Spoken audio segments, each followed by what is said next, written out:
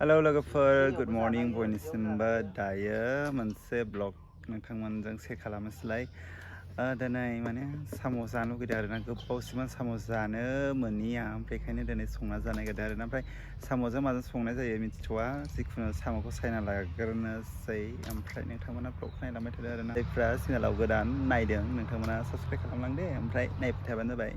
ओमफ्राय नोंथांमोना देखायलांनोसै आङो साम'आ हिटल'खा लोगोफोर नै बरिया नै बेखौ सायखांबाय ओमफ्राय नै बोरै सायो नोंथांमोन देखायगोन नै बेबायदि खालाम र' दे दै आं दैया रथ' बेखौ मा साम' होनो लोगोफोर साम' खहे ना साम' खिंखिरि ना साम' गेन्द्रा ना साम' खिंग्रि कमेन्ट खालाम दे मा साम' होनो बेखौ मिथिया आं नाम मिथिया ओमफ्राय नै बेबायदि सायो आरोना नै लोगोफोर ओमफ्राय सोरबा बिजि लायो सोरबा बिजि लाया आरोना नोंनि गोसो माने दाखिना नैबेखौ मा होनो दाखिनि बेखौ मा होनोथाय बे बुस्थुखौ मा होनो कमेन्ट खालामहरलाय मा होनोमोनथाय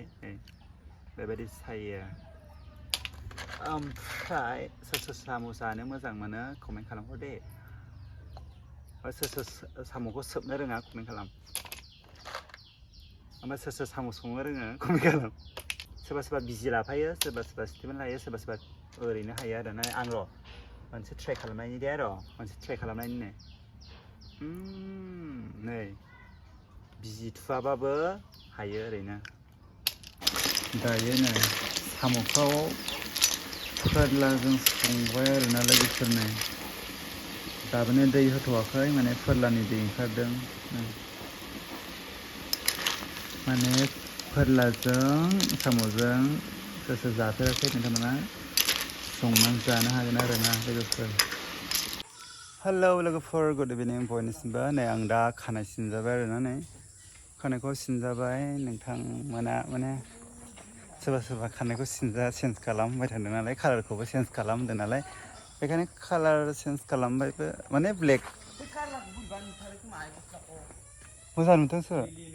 फुलेलि नुवाखै मोजां ओमफ्राय खानाय सिननानै मोजां नुदों नुवाखै नोंथांमोना कमेन्ट खालामहर आरोना हाले आं मा देलाय बांग्रा जाखो मोजां नुदोंना नुवाखै नोंथांमोना कमेन्ट खालामलाय आं मा होनो खानाय सिनजानायखौ आरोना ओमफ्राय नै बेयावबो हालायबावबाय आरोना आङो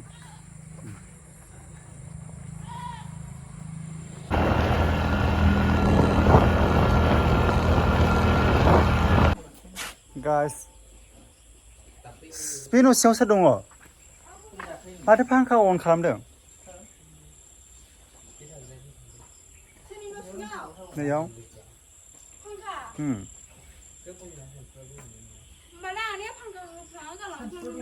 रिल्स भिडिअ बानायनो फैदों लोगोफोर आरो बिथाङा नै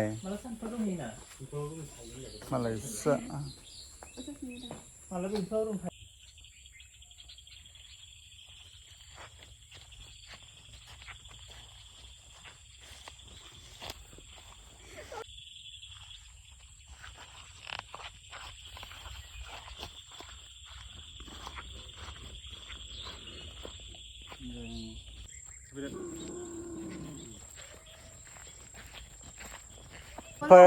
थांनोसै औ बेंथला माबा एसे खामानि दं आंना थांफिननोसै रिल्स भिडिअ बानायखांबाय लोगोफोर रिल्स भिडिअ बानायखांबाय